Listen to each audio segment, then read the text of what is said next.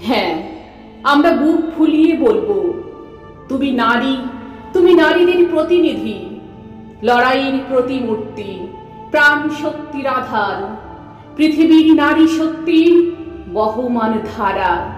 তুমি আজ পৃথিবীর বিস্ময়, তোমার জয়গানে মুখরিত ধরণী।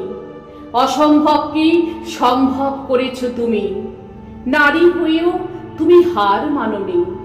যুগ যুগ ধরে নারী শক্তির অসম্মান, অপমান, অবমাননা, অবহেলার যোগ্য জবাব তুমি। বিস্ময় বালিকা, নারী শক্তির যোগ্যতা নির্ণায়ক মাতা। যে সমাজ নারীকে উপহার দিয়েছে আতুর ঘরের স্যাঁতসেঁতে অন্ধকার, তকমা দিয়েছে ধর্মের অনুসারীরা।